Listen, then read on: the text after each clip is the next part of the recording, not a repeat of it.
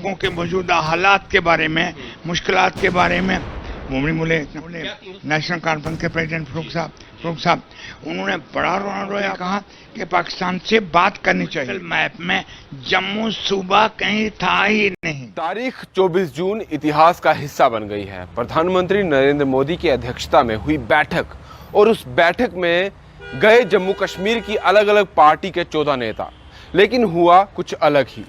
जो सोचा गया था वैसा कुछ भी नहीं हुआ, यानी कि कश्मीर के नेता बीजेपी सरकार के आगे अपनी बात ही नहीं रख पाए। ऐसा आप समझ सकते हैं क्योंकि जिस तरह से सोचा जा रहा था, जो मुद्दे रखे गए, दिल्ली में हुई बैठक में ऐसा कुछ भी नहीं हुआ। खुद नेताओं के बयानों से आप समझ सकते हैं। मैप में जम्मू सूबा कहीं था ही नहीं। रीजन के अंदर डेवलपमेंट का विकास का एक नया दौर शुरू हुआ। अलायंस के तौर पर नहीं बुलाया गया। अगर बुलाया गया तो अलायंस के तौर पे ही वहाँ पे बात करने के लिए बुलाया गया। जो बना ही इसलिए था कि जो फैसला 5 अगस्त 2019 को सामने आया था उसे वापस लाया जाए, लेकिन गुपकार अलायंस अब बिखरी हुई नजर आ रही है। महबूबा मुफ्ती पाकिस्तान से बातचीत की बात रखती है तो डॉक्टर फारूक अब्दुल्ला इससे इत्तेफाक नहीं रखते। वहीं कांग्रेस ने सरकार के सामने अपनी 5 मांगे रखी।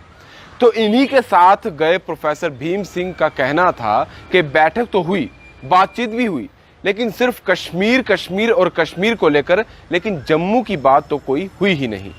उनका कहना भी सही है कि अगर कश्मीर ही हर बार केंद्र सरकार और जम्मू कश्मीर के नेताओं को दिखता है तो फिर जम्मू के लोगों को क्यों सूली पर चढ़ाया जा रहा है। वहीं प्रधानमंत्री जी का जो बयान सबसे ज्यादा इस बैठक में चर्चा का हिस्सा रहा वो था कि पूर्ण राज्य का दर्जा देने के लिए वचनबद्ध होना और दिल्ली की दूरी और दिल की दूरी कम होगी, ये कहना। और साथ ही उनका कहना था कि चुनाव तो होंगे लेकिन डिलिमिटेशन की प्रक्रिया के बाद।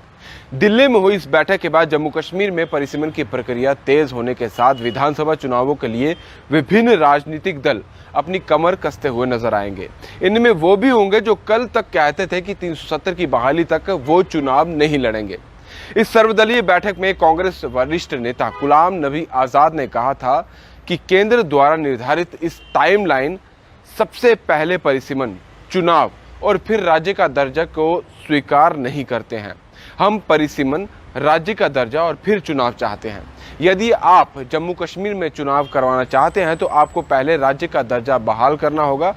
उन्होंने इसी टाइमलाइन को लागू करने पर जोर भी दिया, लेकिन इस महा बैठक में जो समझा जा रहा था कि कुछ बड़ा होने वाला है, ऐसा कुछ भी नहीं हुआ। और बीजेपी सरकार ने बस सभी नेताओं को ये जरूर बता दिया कि होगा वही जो हम चाहते हैं, बाकी आप खुद समझ लीजिए।